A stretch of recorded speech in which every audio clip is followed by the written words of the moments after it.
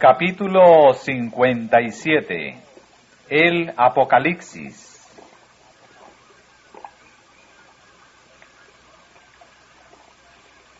En los días de los apóstoles, los creyentes cristianos estaban llenos de celo y entusiasmo. Tan incansablemente trabajaban por su Maestro que, en un tiempo relativamente corto, a pesar de la terrible oposición, el Evangelio del Reino se divulgó en todas las partes habitadas de la tierra. El celo manifestado en ese tiempo por los seguidores de Jesús fue registrado por la pluma inspirada como estímulo para los creyentes de todas las épocas. De la iglesia de Éfeso, que el Señor Jesús usó como símbolo de toda la iglesia cristiana de los días apostólicos, el testigo fiel y verdadero declara: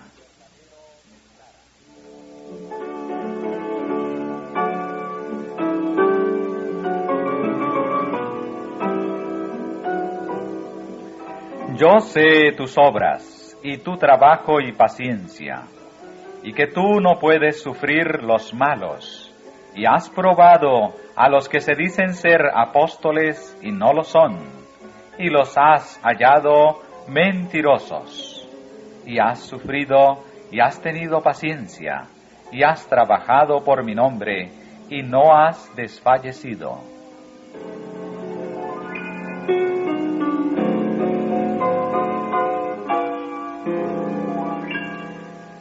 Al principio la iglesia de Éfeso se distinguía por su sencillez y fervor. Los creyentes trataban seriamente de obedecer cada palabra de Dios y sus vidas revelaban un firme y sincero amor a Cristo.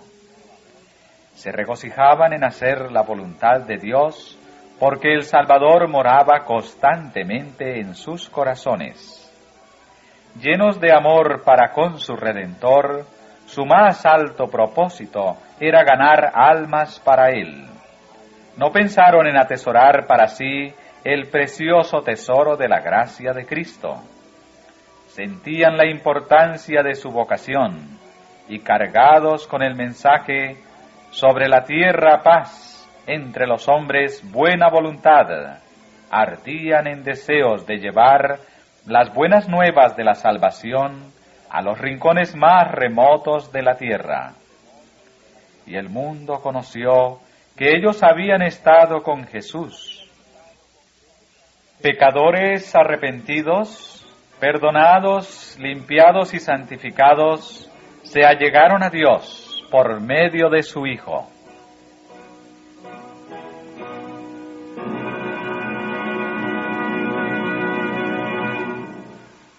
Los miembros de la Iglesia estaban unidos en sentimiento y acción. El amor a Cristo era la cadena de oro que los unía.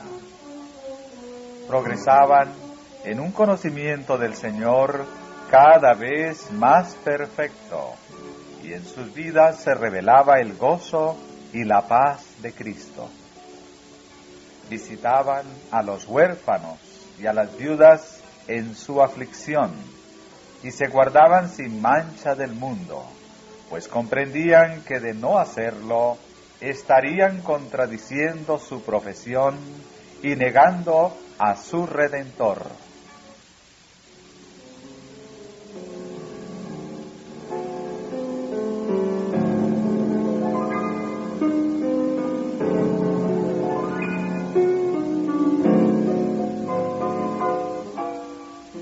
La obra se llevaba adelante en cada ciudad. Se convertían almas y a su vez éstas sentían que era su deber hablar a otros acerca del inestimable tesoro que habían recibido. No podían descansar hasta que la luz que había iluminado sus mentes brillara sobre otros. Multitudes de incrédulos se enteraron de las razones de la esperanza cristiana. Se hacían fervientes e inspiradas súplicas personales a los errantes, a los perdidos y a los que, aunque profesaban conocer la verdad, eran más amadores de los placeres que de Dios.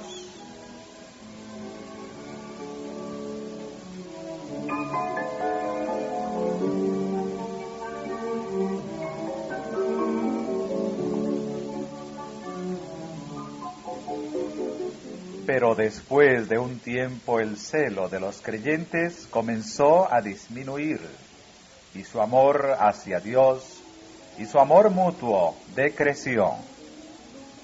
La frialdad penetró en la iglesia. Algunos se olvidaron de la manera maravillosa en que habían recibido la verdad. Uno tras otro, los viejos portaestandartes cayeron en su puesto. Algunos de los obreros más jóvenes, que podrían haber sobrellevado las cargas de los soldados de vanguardia y así haberse preparado para dirigir sabiamente la obra, se habían cansado de las verdades tan a menudo repetidas. En su deseo de algo novedoso y sorprendente, intentaron introducir nuevas fases de doctrina, más placenteras para muchas mentes, pero en desarmonía con los principios fundamentales del Evangelio.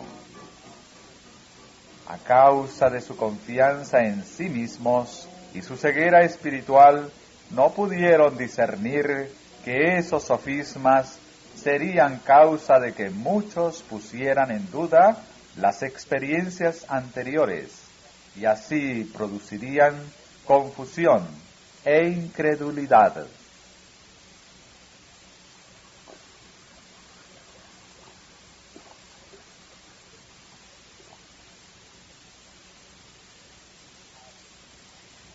Al insistirse en esas doctrinas falsas y aparecer diferencias, la vista de muchos fue desviada de Jesús como el autor y consumador de su fe. La discusión de asuntos de doctrina sin importancia y la contemplación de agradables fábulas de invención humana ocuparon el tiempo que debiera haberse dedicado a predicar el Evangelio. Las multitudes que podrían haberse convencido y convertido por la fiel presentación de la verdad quedaban desprevenidas. La piedad menguaba rápidamente y Satanás parecía estar a punto de dominar a los que decían seguir a Cristo.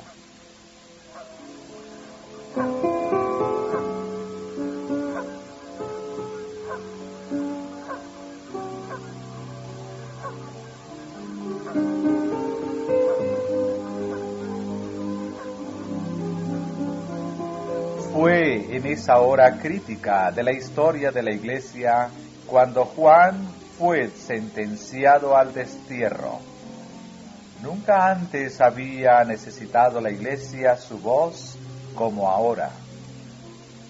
Casi todos sus anteriores asociados en el ministerio habían sufrido el martirio. El remanente de los creyentes sufría una terrible oposición. Según todas las apariencias, no estaba distante el día cuando los enemigos de la Iglesia de Cristo triunfarían.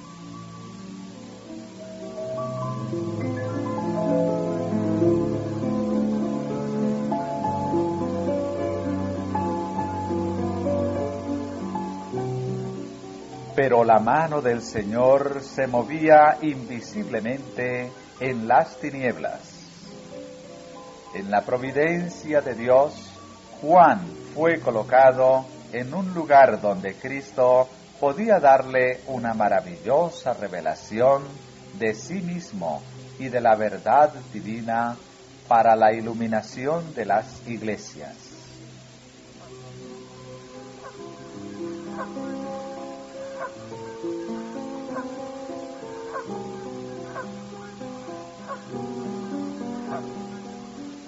Los enemigos de la verdad confiaban que al mantener a Juan en el destierro, silenciarían para siempre la voz de un fiel testigo de Dios.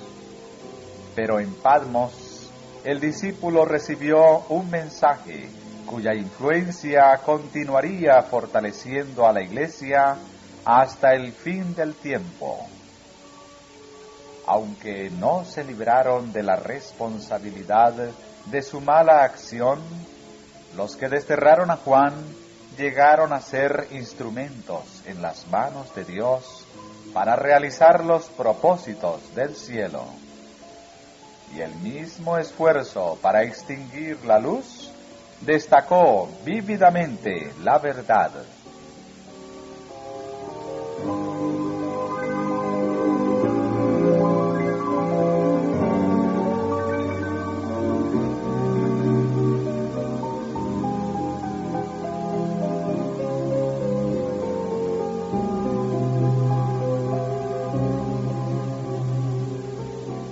Fue en un sábado cuando la gloria del Señor se manifestó al desterrado apóstol. Juan observaba el sábado tan reverentemente en Patmos como cuando predicaba al pueblo de las aldeas y ciudades de Judea. Se aplicaba a las preciosas promesas que fueron dadas respecto a ese día. Yo fui en espíritu en el día del Señor, escribió Juan, y oí detrás de mí una gran voz como de trompeta que decía: Yo soy el Alfa y Omega, el primero y el último. Y me volví a ver la voz que hablaba conmigo, y vuelto vi 7 candeleros de oro, y en medio de los 7 candeleros uno semejante al Hijo del Hombre.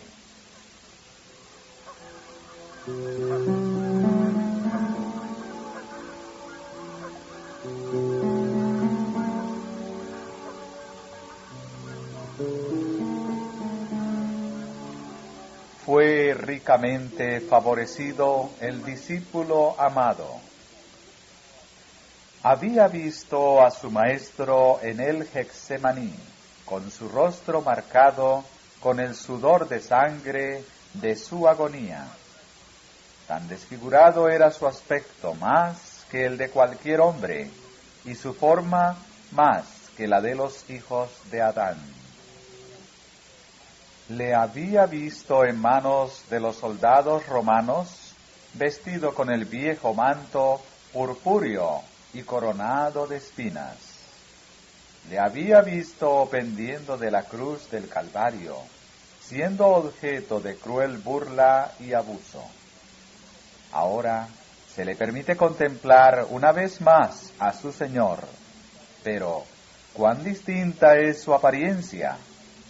Ya no es varón de dolores, despreciado y humillado por los hombres. Lleva vestiduras de brillantez celestial. Su cabeza y sus cabellos eran blancos como la lana blanca, como la nieve, y sus ojos como llama de fuego, y sus pies semejantes al latón fino, ardientes como en un horno. Su voz era como el estruendo de muchas aguas. Su rostro brillaba como el sol. En su mano tenía 7 estrellas, y de su boca salía una espada aguda de 2 filos, emblema del poder de su palabra. Patmos resplandeció con la gloria del Señor resucitado.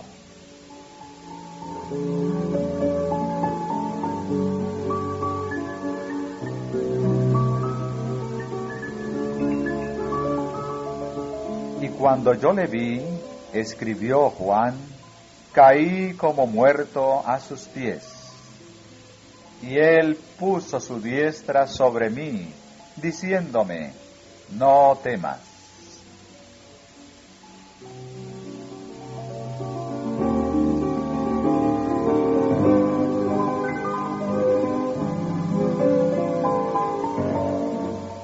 Juan fue fortalecido para vivir en la presencia de su Señor glorificado. Entonces, ante sus maravillados ojos, fueron abiertas las puertas del cielo. Le fue permitido ver el trono de Dios y, mirando más allá de los conflictos de la tierra, contemplar la hueste de los redimidos con sus vestiduras blancas. Oyó la música de los ángeles del cielo y los cantos de triunfo de los que habían vencido por la sangre del Cordero y la palabra de su testimonio. En la revelación que vio se desarrolló una escena tras otra de conmovedor interés en la experiencia del pueblo de Dios, y la historia de la Iglesia fue predicha hasta el mismo fin del tiempo. En figuras y símbolos se le presentaron a Juan asuntos de gran importancia que él debía registrar para que los hijos de Dios que vivían en su tiempo y los que vivieran en siglos futuros pudieran tener una comprensión inteligente de los peligros y conflictos que los esperaban.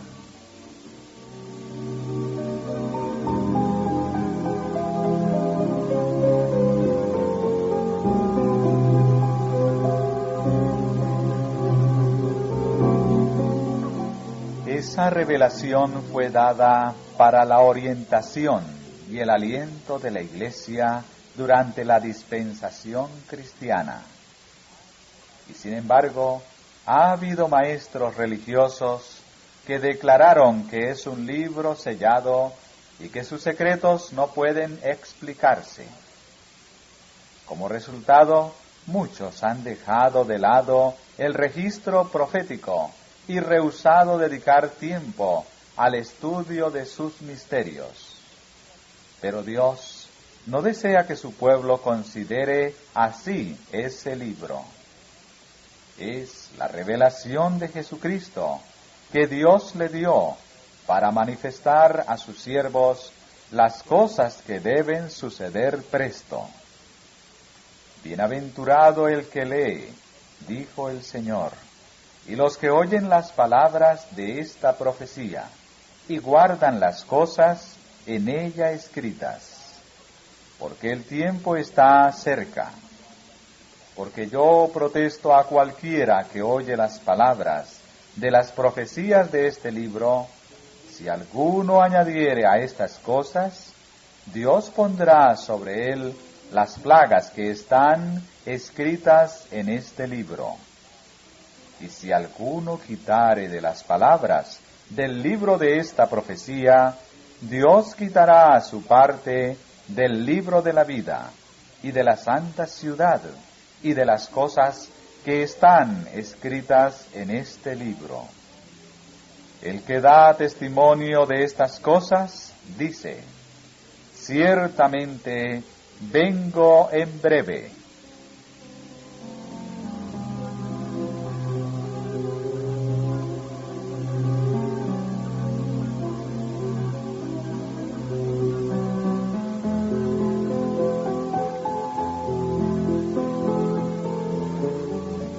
En el Apocalipsis están reveladas las cosas profundas de Dios. El nombre mismo que fue dado a sus páginas inspiradas, el Apocalipsis o la revelación, contradice la afirmación de que es un libro sellado. Una revelación es algo revelado. El Señor mismo reveló a su siervo los misterios contenidos en dicho libro, y es su propósito que estén abiertos al estudio de todos. Sus verdades se dirigen tanto a los que viven en los últimos días de la historia de esta tierra, como a los que vivían en los días de Juan. Algunas de las escenas descritas de esa profecía pertenecen al pasado. Otras se están cumpliendo ahora. Algunas tienen que ver con el fin del gran conflicto entre los poderes de las tinieblas y el príncipe del cielo, y otras revelan los triunfos y alegrías de los redimidos en la tierra nueva.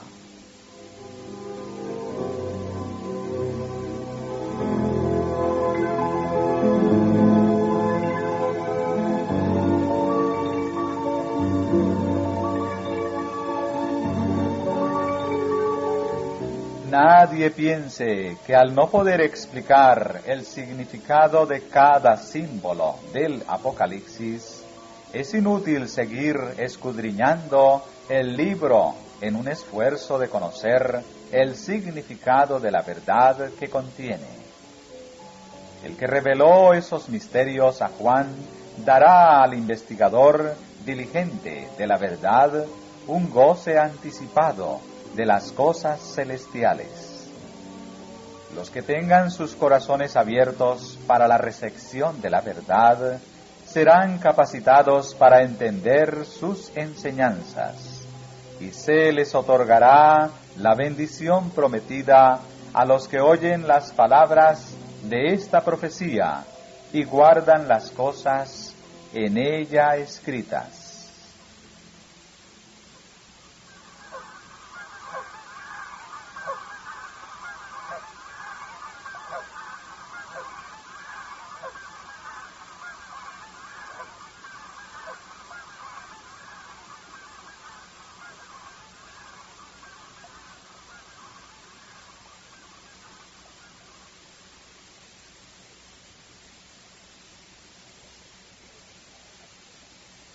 En el Apocalipsis todos los libros de la Biblia se encuentran y terminan. En él está el complemento del libro de Daniel. Uno es una profecía, el otro una revelación. El libro que fue sellado no fue el Apocalipsis, sino aquella porción de la profecía de Daniel que se refiere a los últimos días. El ángel ordenó: tú, empero Daniel, cierra las palabras y sella el libro hasta el tiempo del fin.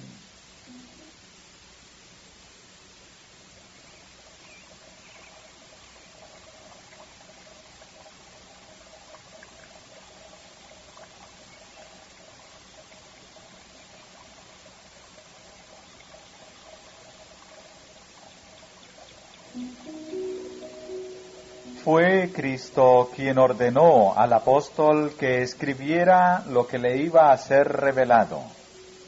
Escribe en un libro lo que ves, le mandó, y envíalo a las 7 iglesias que están en Asia, a Éfeso, y a Esmirna, y a Pérgamo, y a Tiatira, y a Sardis, y a Filadelfia, y a Laodicea. Yo soy el que vivo y he sido muerto, y he aquí que vivo por siglos de siglos. Escribe las cosas que has visto, y las que son, y las que han de ser después de estas. El misterio de las 7 estrellas que has visto en mi diestra, y los 7 candeleros de oro. Las 7 estrellas son los ángeles de las 7 iglesias, y los 7 candeleros que has visto son las 7 iglesias.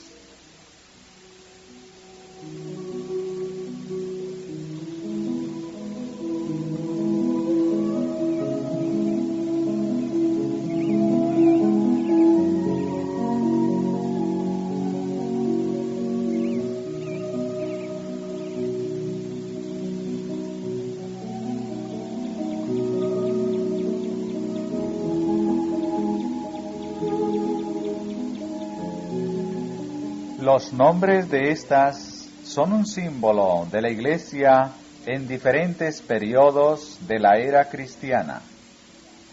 El número 7 indica algo completo y significa que los mensajes se extienden hasta el fin del tiempo. mientras que los símbolos usados revelan la condición de la Iglesia en diferentes periodos de la historia.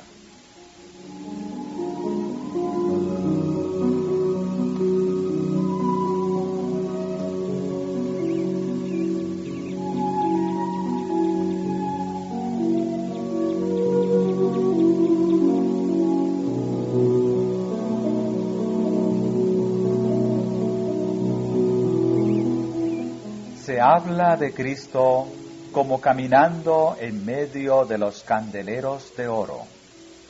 Así se simboliza su relación con las iglesias. Está en constante comunicación con su pueblo. Conoce su real condición. Observa su orden, su piedad, su devoción. Aunque es el sumo sacerdote y mediador en el santuario celestial, se le representa como caminando de aquí para allá en medio de sus iglesias en la tierra. Con incansable desvelo y constante vigilancia, observa para ver si la luz de alguno de sus centinelas arde débilmente o si se apaga. Si el candelero fuera dejado al mero cuidado humano, la vacilante llama languidecería y moriría. Pero él es el verdadero centinela en la casa del Señor, el fiel guardián de los atrios del templo. Su cuidado constante y su gracia sostenedora son la fuente de la vida y la luz.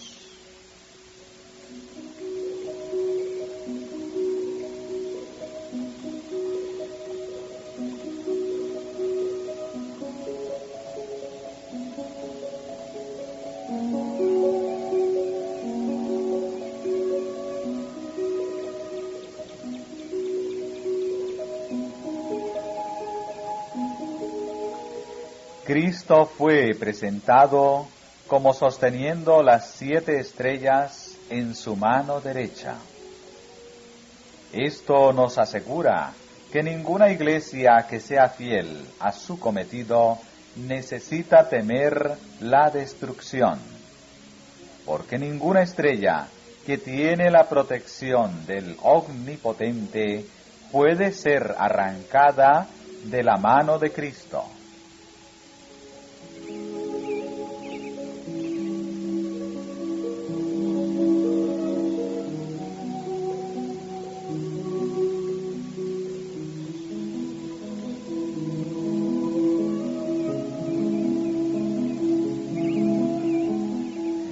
El que tiene las 7 estrellas en su diestra, dice estas cosas.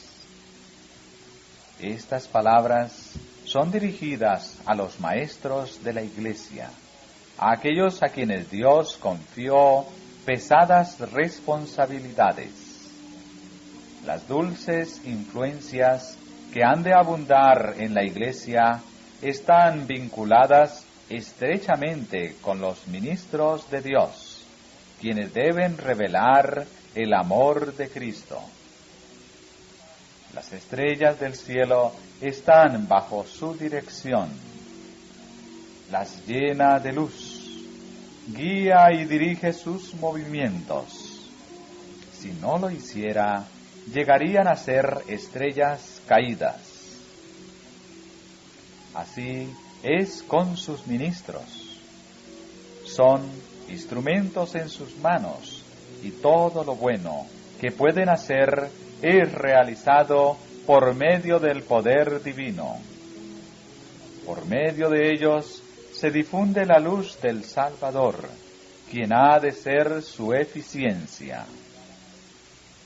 Si tan solo miraran a Él como Él miraba al Padre, serían capacitados para hacer su obra. Cuando dependan de Dios, Él les dará su esplendor para reflejarlo al mundo.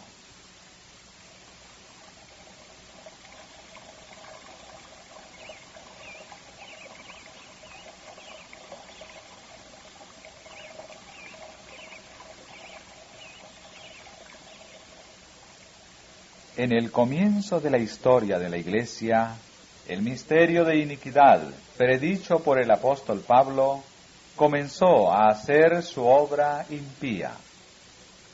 Y al insistir en sus herejías, los falsos maestros, acerca de los cuales Pablo amonestó a los creyentes, muchos fueron engañados por falsas doctrinas.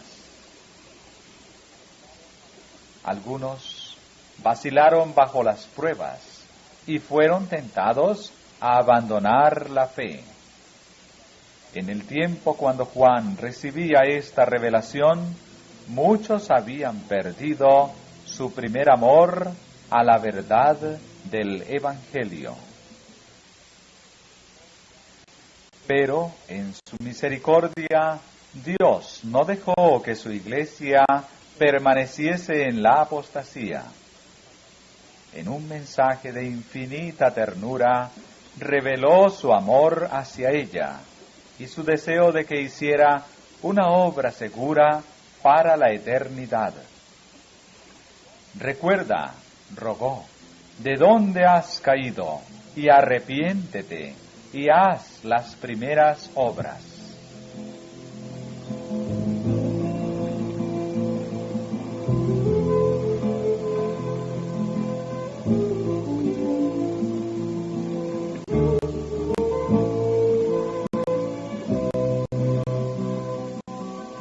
La iglesia tenía defectos y necesitaba severa reprensión y corrección. Y Juan fue inspirado a escribir mensajes de amonestación, reprensión y ruego a los que, habiendo perdido de vista los principios fundamentales del Evangelio, ponían en peligro la esperanza de su salvación. Pero las palabras de reproche que Dios haya necesario enviar se pronuncian siempre con tierno amor y con la promesa de paz a cada creyente arrepentido. He aquí, yo estoy a la puerta y llamo, dice el Señor. Si alguno oyere mi voz y abriere la puerta, entraré a él y cenaré con él, y él conmigo.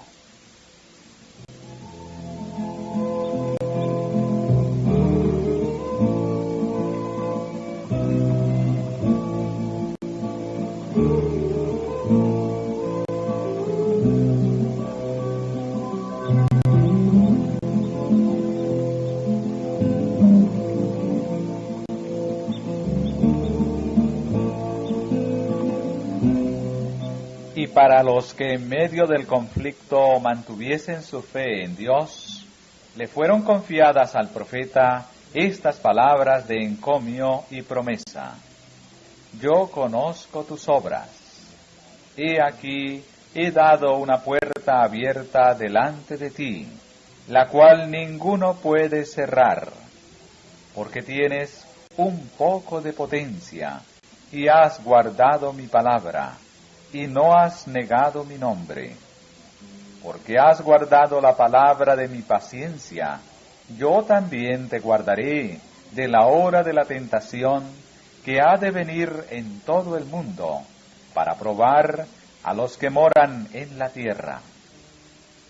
Se amonestó al creyente, sé vigilante y confirma las otras cosas que están para morir. He aquí, yo vengo presto. Retén lo que tienes, para que ninguno tome tu corona.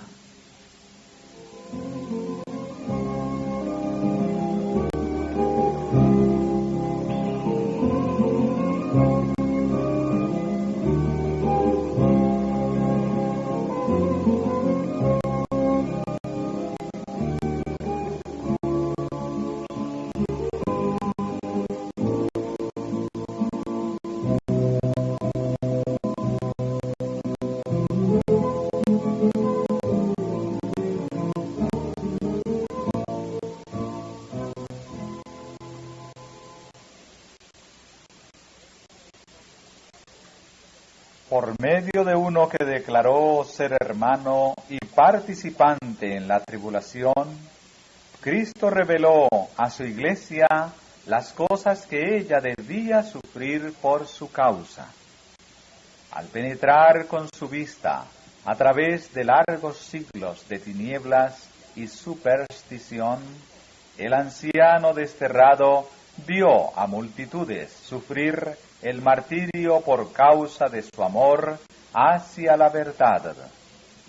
Pero también vio que aquel que sostuvo a sus primeros testigos no olvidaría a sus fieles seguidores durante los siglos de persecución que debían venir antes del fin del tiempo.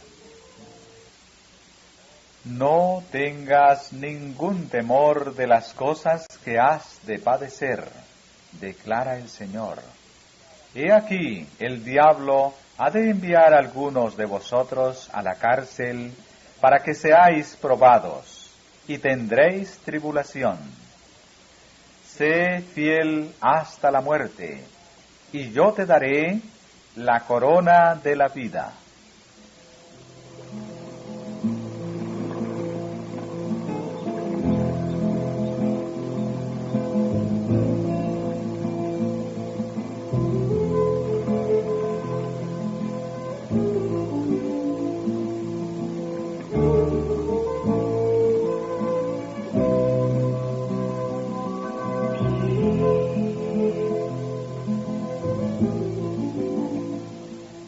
Y para todos los fieles que están luchando contra el mal, Juan oyó hacer las promesas. Al que venciere, daré a comer del árbol de la vida, el cual está en medio del paraíso de Dios. El que venciere será vestido de vestiduras blancas, y no borraré su nombre del libro de la vida, y confesaré su nombre delante de mi Padre y delante de sus ángeles. Al que venciere, yo le daré que se siente conmigo en mi trono, así como yo he vencido y me he sentado con mi Padre en su trono.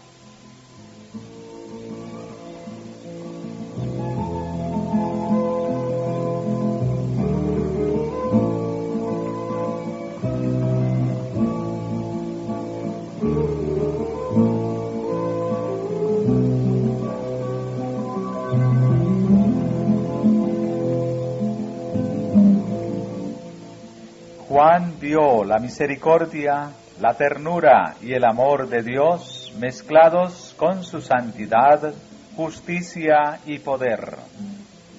Vio a los pecadores hallar un Padre en aquel a quien sus pecados les habían hecho temer.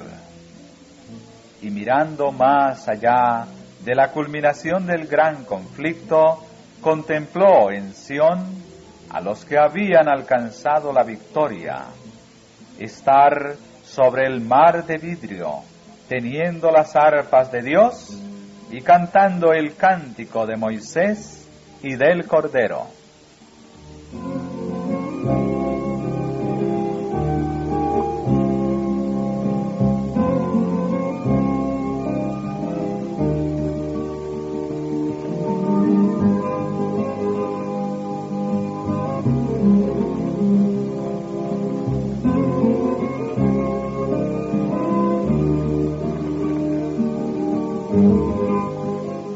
El Salvador se presenta ante Juan bajo los símbolos del león de la tribu de Judá y de un cordero como inmolado.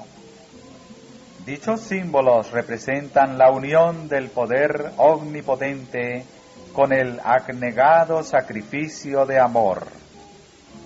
El león de Judá, tan terrible para los que rechazan su gracia, es el Cordero de Dios para el obediente y fiel. La columna de fuego que anuncia terror e ira al transgresor de la ley de Dios es una señal de luz, misericordia y liberación para los que guardan sus mandamientos. El brazo que es fuerte para herir a los rebeldes, será fuerte para librar a los leales. Todo el que sea fiel será salvo. Enviará a sus ángeles con gran voz de trompeta y juntará sus escogidos de los cuatro vientos, de un cabo del cielo hasta el otro.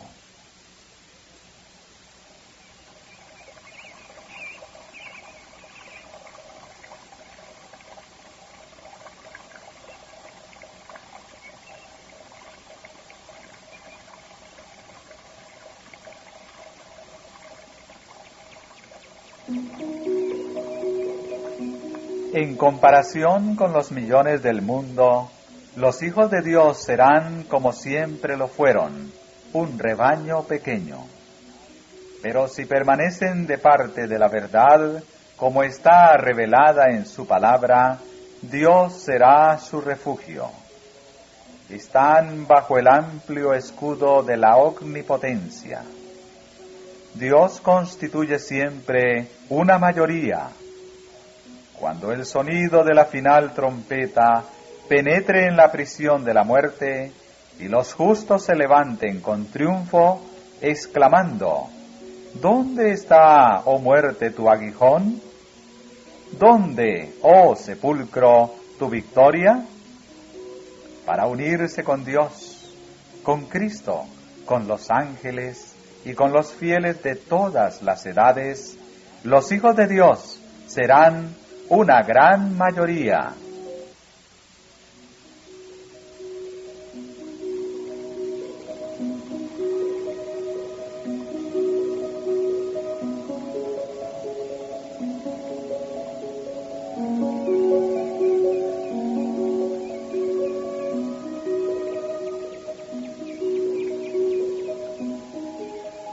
Los verdaderos discípulos de Cristo le siguen a través de duros conflictos, siendo abnegados y experimentando amargos desengaños. Pero eso les muestra la culpabilidad y la miseria del pecado, y son inducidos a mirarlo con aborrecimiento. Participantes en los sufrimientos de Cristo, son destinados a ser participantes de su gloria. En santa visión, el profeta vio el postrer triunfo de la iglesia remanente de Dios. Esto fue lo que escribió: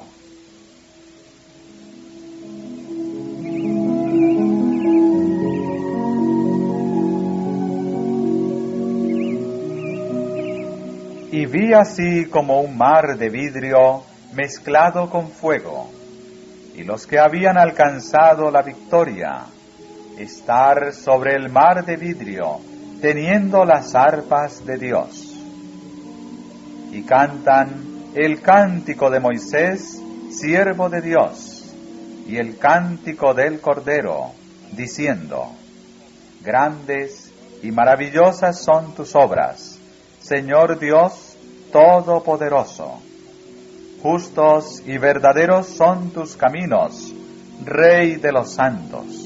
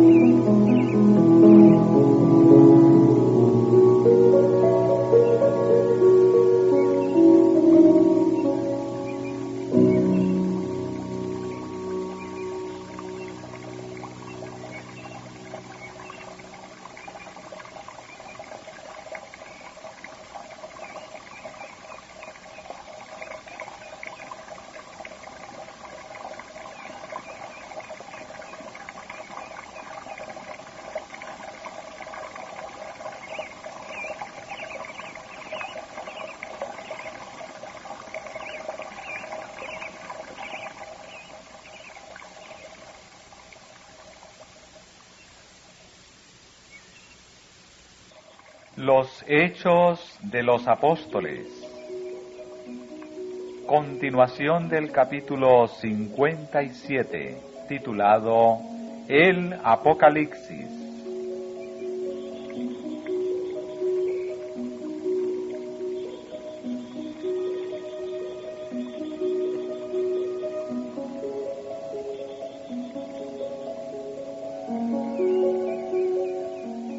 Y miré, y he aquí, el Cordero estaba sobre el monte de Sión, y con él 144,000, que tenían el nombre de su Padre escrito en sus frentes.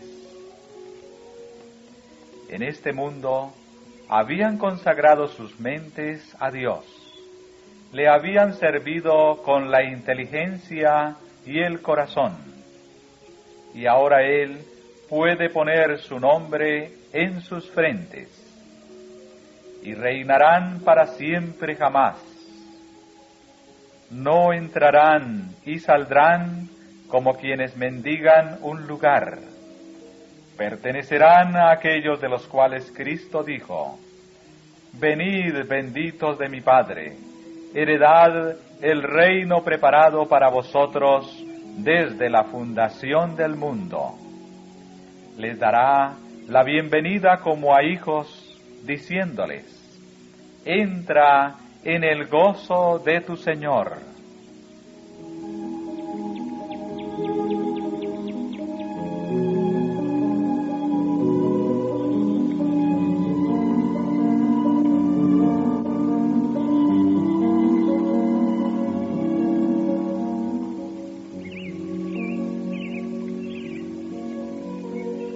Estos, los que siguen al Cordero por donde quiera que fuere, estos fueron comprados de entre los hombres por primicias para Dios y para el Cordero.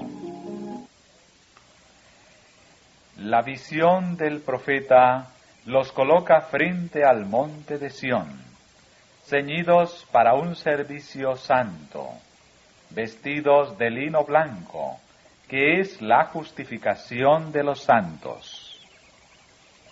Pero todo el que siga al Cordero en el cielo, primeramente tiene que seguirle en la tierra, no con inquietud o caprichosamente, sino con confianza, amor y obediencia voluntaria, como la oveja sigue al pastor.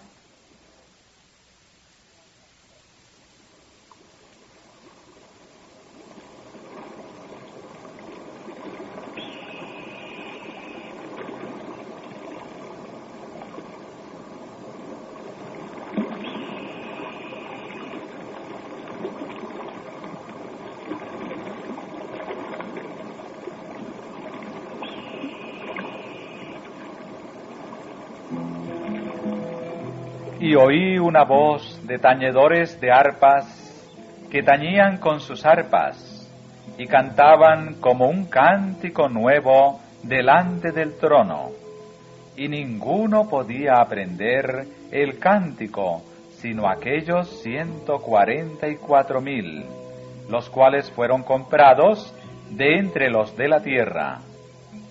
En sus bocas no ha sido hallado engaño, porque ellos son sin mácula delante del trono de Dios.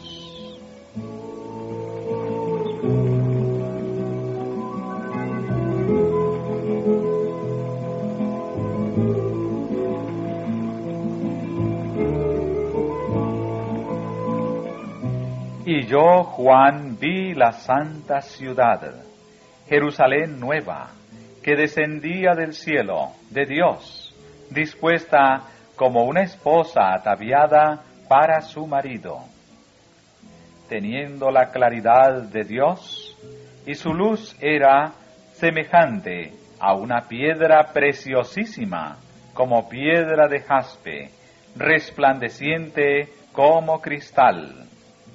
Y tenía un muro grande y alto, con 12 puertas.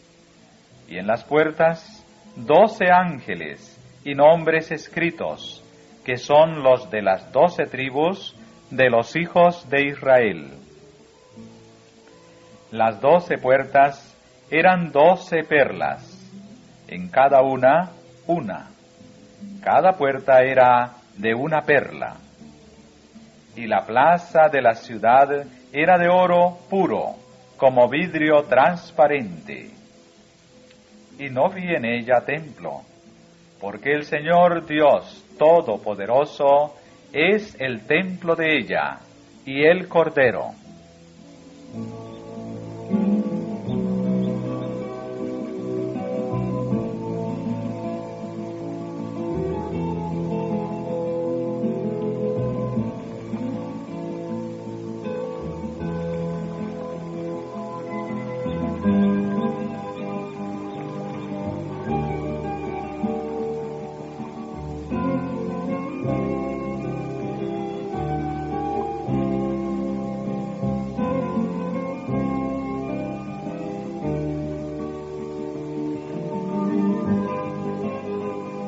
Y no habrá más maldición, sino que el trono de Dios y del Cordero estará en ella, y sus siervos le servirán. Y verán su cara, y su nombre estará en sus frentes. Y allí no habrá más noche, y no tienen necesidad de lumbre de antorcha, ni de lumbre de sol, porque el Señor Dios los alumbrará.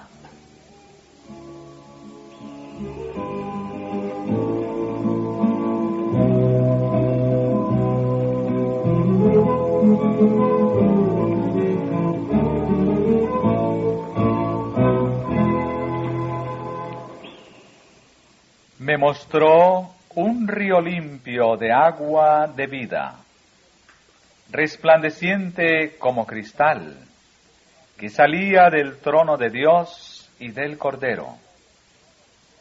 En el medio de la plaza de ella, y de la una y de la otra parte del río, estaba el árbol de vida, que lleva 12 frutos, dando cada mes su fruto.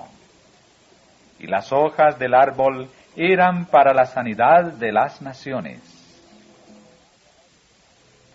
Bienaventurados los que guardan sus mandamientos, para que su potencia sea en el árbol de la vida, y que entren por las puertas en la ciudad.